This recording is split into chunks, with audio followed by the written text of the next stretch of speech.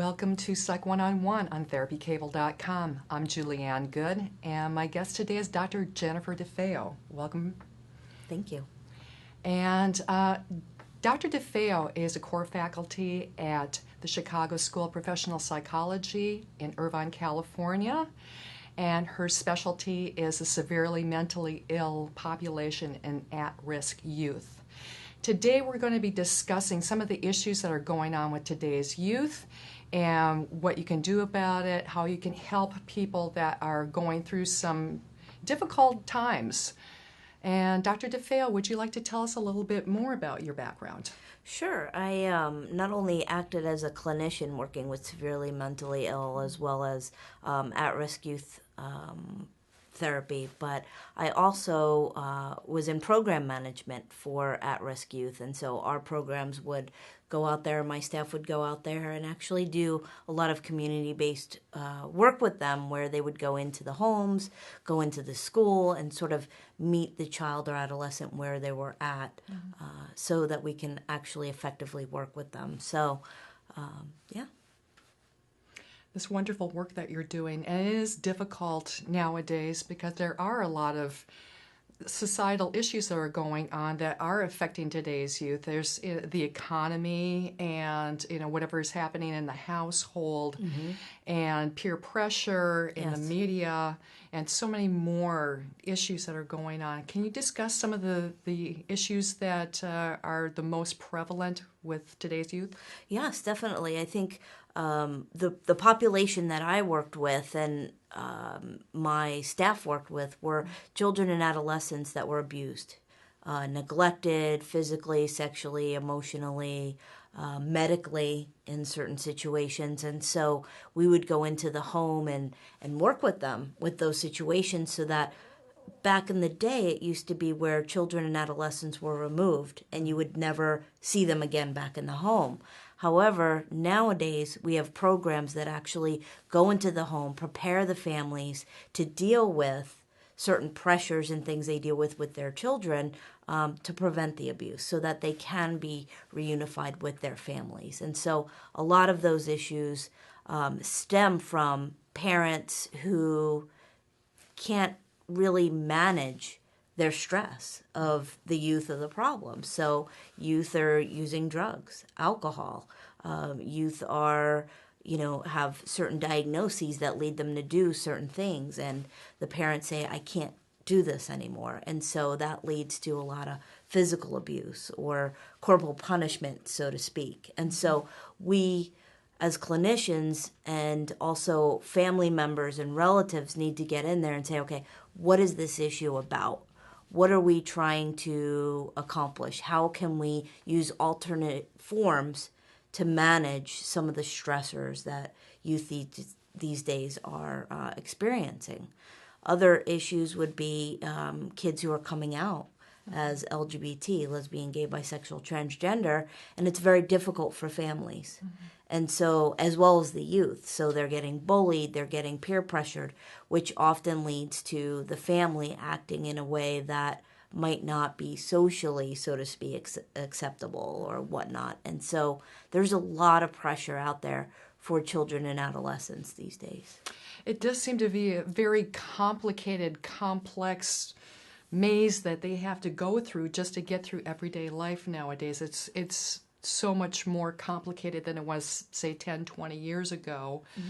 And I think that a lot of the youth are being almost pushed to mature too soon. Yes. And that could definitely add to the problems. Now, with the programs that you worked with, are these people self-referring, or are the schools referring, or social services, or all of the above? That's a really good question. Actually, depending on the program, so I worked with wraparound.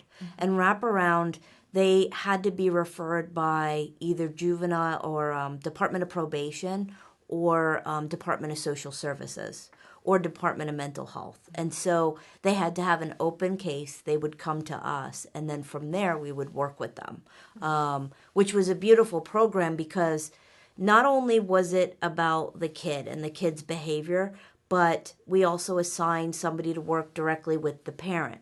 We assign somebody to work directly with the child. We assign somebody to facilitate all of that. And so the parent had an advocate, and the parent's advocate, in order to qualify to work in that program, had to have the experience of having their child removed or having a special needs child. So it was really, really beneficial. But those came from, again, Department of Probation, Department of Mental Health, or Department of Social Services.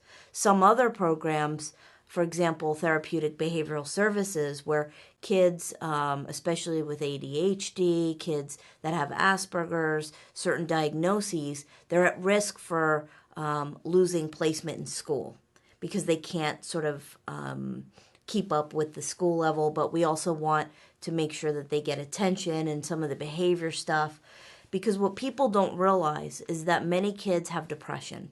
Whether it's because their parents separated, whether it's because they're being bullied at school, whatever it is. And so children and adolescents act out their depression.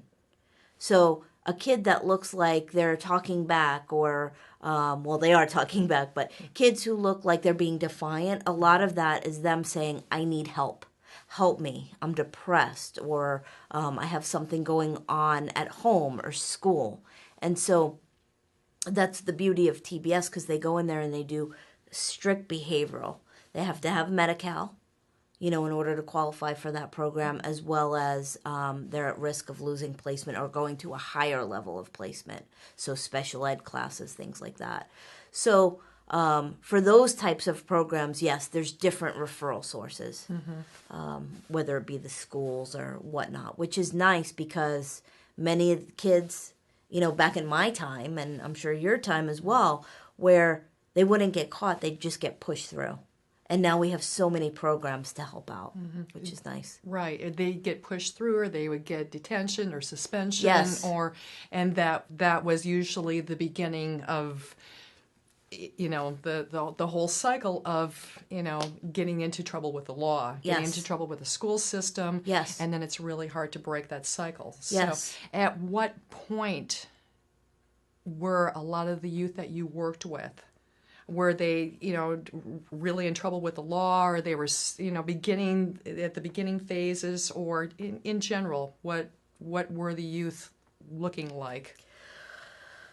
There were multiple situations. I mean, the kids that I worked with from juvenile placement, so they had probation officers and things like that, they had a lot of interaction with the law. And a lot of that was because either they were in foster homes, group homes, they were trying to sort of like act out like that structure wasn't working for them, because kids don't like structure at first, but after that. And so they'd run away, they'd do all these things.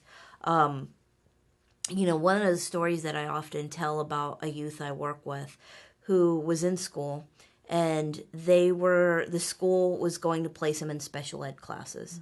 And when I met this kid, I really didn't believe he needed special ed classes. Even though his grades were saying he was failing, I didn't believe it. And so what I did was I went in, and he had an open case with DCFS because he was living with his aunt, because his mom took off and nobody knew where she was. And I went in and I assessed learning styles with that kid. I said, are you a visual learner? Do you need to see it? Are you a kinesthetic learner? Do you need to do it and practice it? Are you an auditory learner where you had to listen to it and then you can conceptualize it? And so after I assessed him for that, I went into this school and I said to him, what's the deal? So with biology, tell me what that class looks like. With math, tell me what that class looks like. Now, this is a kid that was failing everything. And so he told me with math, it was actually in LA County, where they actually started combining and taking teachers from other, like history and social science, and putting them in certain classes like math because the funding was cut. And so they were teaching these classes, but they didn't know what they were doing. But it was coverage. So what I found out is his math class, they were pressing play on a tape. How many people out there can actually learn from listening to an audio tape math? rarely hard. Yeah, exactly. And so with his biology, I assessed that, and he said, I need to do more problems. And so what I did was I went to the principal. I said, look, this kid is successful. He's a smart kid. This has nothing to do with some of the issues. He was looking like he was defiant because he would sit there, he wouldn't do his homework because he didn't know how. And so what happened was they eventually, when I went in there, I switched him out of that math class. The principal worked very well with me. We actually had the biology teacher give him more problems to work on, and she would go through every week and look at those extra problems, make sure he was getting it. And within 3 to 4 weeks, he went from failing grades to A's and B's. Wow. That's amazing. Yes, and so some of these kids look like they're defiant. They look like they have conduct issues, but really it's them saying, help me, or I don't know. And so he was at risk. He was at risk for a lot of things. I bet. And how many young people go through that nowadays? A lot. Yeah. A lot. Because the teachers, they blame the teachers. But from my perspective, the teachers aren't trained like psychologists and therapists and social workers. Like, we know sort of to look for that kind of thing. Teachers have 30, 40, 50 kids in their class. It's kind of like they need help. They do. And so I can't say we need to blame the teachers because it's not their fault. It isn't. I mean, they're trained to be in academics. And luckily, we can come in and we can do the assessments. I'm starting to do some work with Downey Unified School District in October, and we've got group therapy there. And I'm going to be working with kindergartners through 3rd grade, so I'm really looking forward to that because that's when we should really be addressing the problems before they turn into mountains. So. I agree. And so that's the thing that I would want to say to parents and caregivers and individuals out there. Really look when you see aggression or conduct or any sort of defiance, look at what's going on in the school.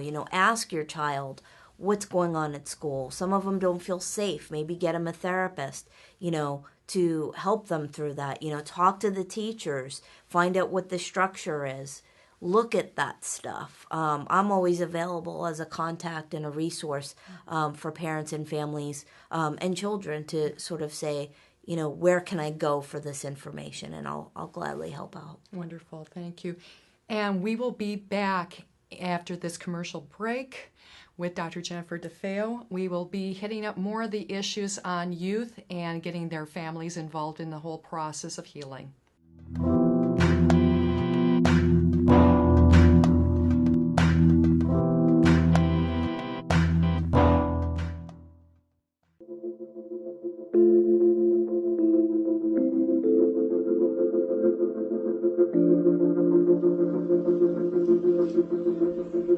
Hi, welcome to Adelante. This is Adelante Recovery, and my name is Yvette Kuglin, and I'm part of the staff. Adelante Recovery Center has helped people in dual diagnosis for 5 years. We accept most PPO insurances and provide luxury accommodations and 24-hour support. To speak with an admissions counselor, call 1-888-242-4450. A lot of time we don't even know what's wrong with us, and sometimes we need to get away to figure that out. So if you want to go for a little retreat out in Corona Del Mar, which is a confidential location, we're here to help. So we're only a phone call away. Thank you.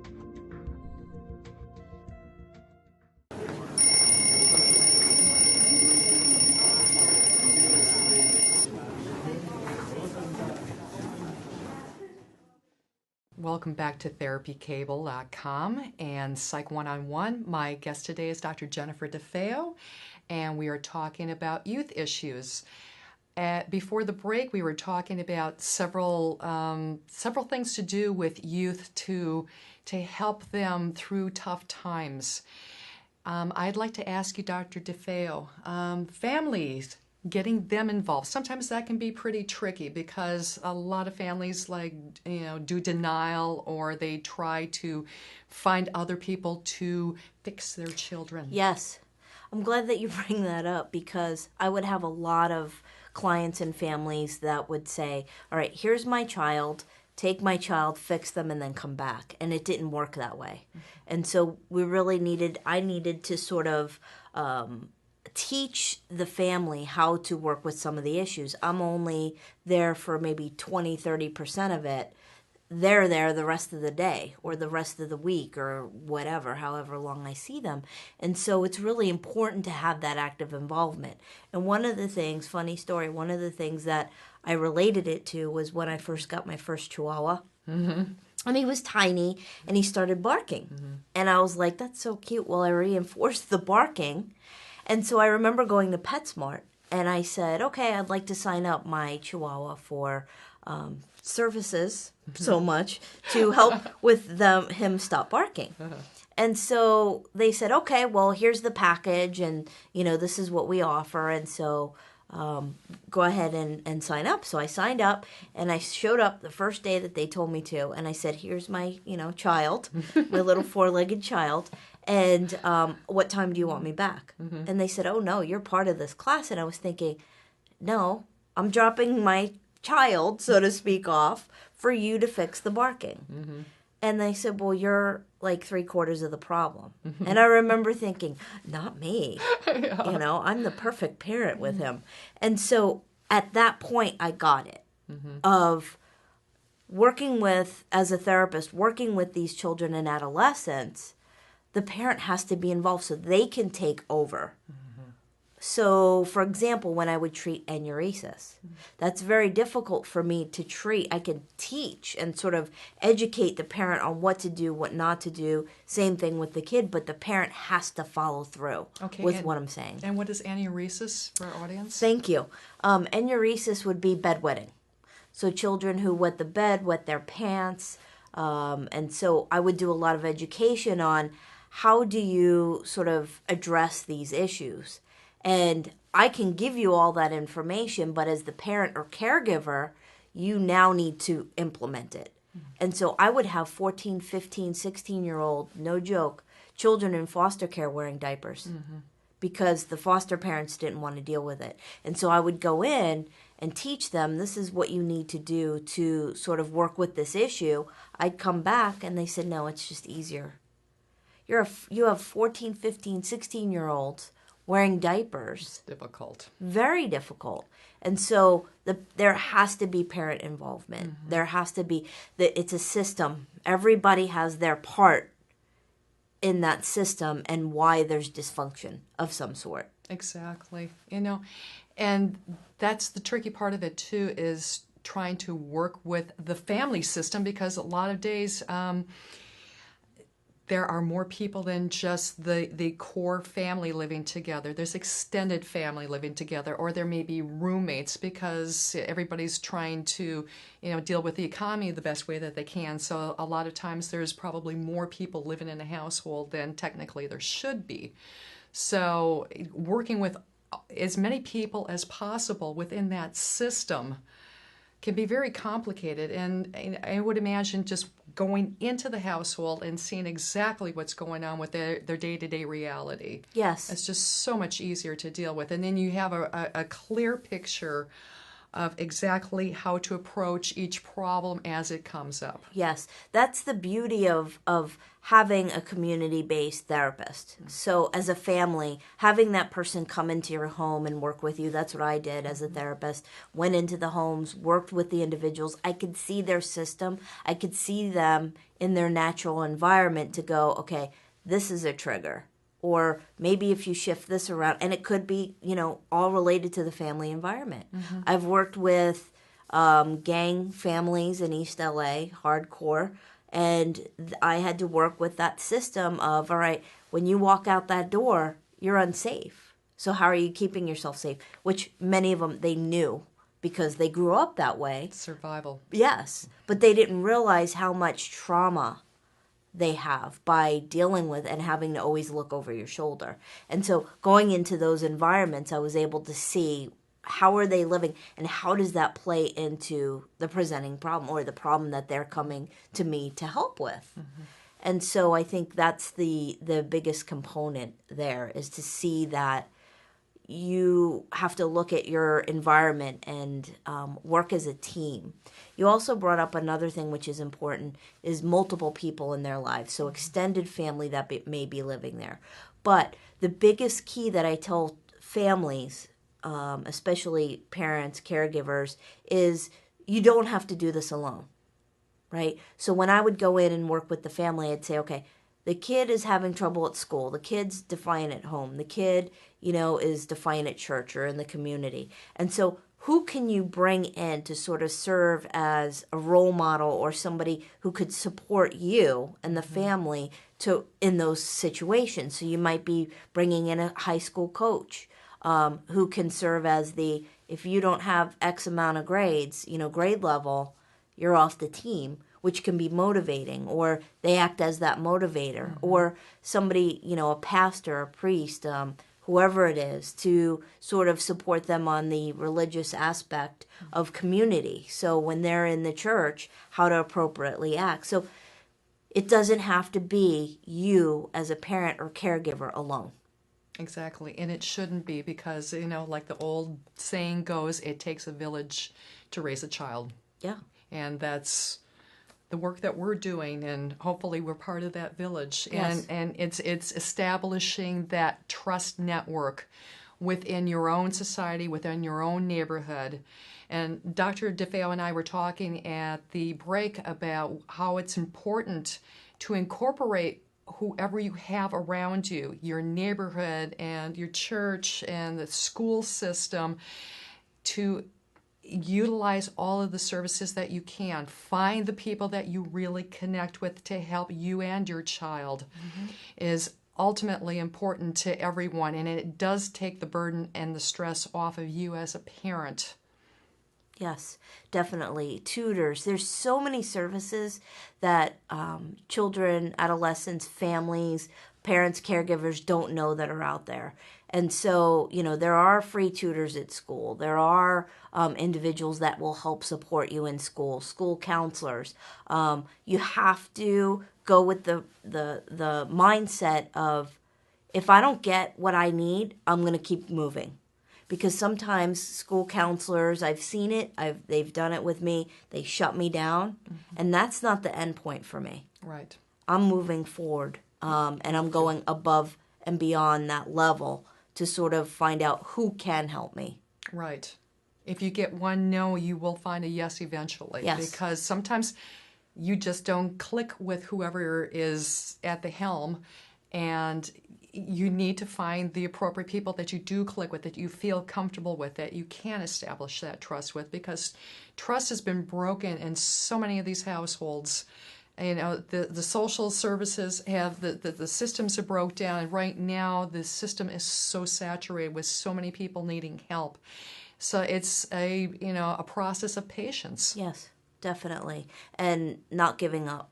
Finding the resource, because there's tons of resources. If you're financially strapped, there are tons of resources out there that you're still eligible for parents, everybody involved. So really look hard and sort of go to the schools, educate yourself of what your rights are, because parents and caregivers have a lot more rights than they think. Yes. And so there are certain situations where if a parent writes a letter versus if I write a letter requesting a certain service of the school, they have 30 days to respond. To a parent, they could wait forever for me. So there are a lot of rights that people don't realize that they have. Yeah, and they need to stand up for it, and they need to have a voice. And again, find the right people who will listen to you, because giving up hope is not the answer. That is essential. You have to have the hope, and you have to believe that you will find whoever you need to have in your life, in your family's life, and keep fighting. Yes, definitely. So as we wrap up, is there anything else that you would like to add to our discussion? I think the biggest thing is to ask questions. As parents, as caregivers, as therapists, as whoever you are, ask questions. Make your child or the child that you're working with or the adolescent feel safe to open up and say whatever they need to say, because there's a lot of embarrassment and shame with children. You know, they don't want to say they don't understand their homework. They don't want to say they're really upset because mom and dad split up. They don't want to say, I'm having a hard time because even though I've known my grandmother only for a month and she passed away, that relationship was considered insignificant, because I've had that too. Look at loss, grief. Really look at when problems have begun and how to sort of shift and work with that, and talk to your kids. And remember that they don't always have the correct words to, or even know the words to express how they feel or what's going on for them. So you may see a lot of, conduct behaviors, aggression, problems in school, getting into fights, and that really means something else. And that could be depression. Exactly. Very good points, Dr. DeFeo. Thank you. And if the audience would like to contact you, where can they do so? Sure. I actually have a website that they can contact me on. It's jenniferdefeophd.com. You can also call my office, 949-769-7731. And my email is Jennifer, JENNIFER, at jenniferdefeophd.com. Wonderful. Thank you. And thank you for being my guest. Thank you for having me. Yes. And thank you for listening to us and tuning in to us on Psych One-on-One. And we're going to be giving you more programs in the near future, and also going to be linking it up to my radio show on skidrowstudios.com, which is also entitled Psych One-on-One. Thank you for joining us. I'm Julie Ann Goode.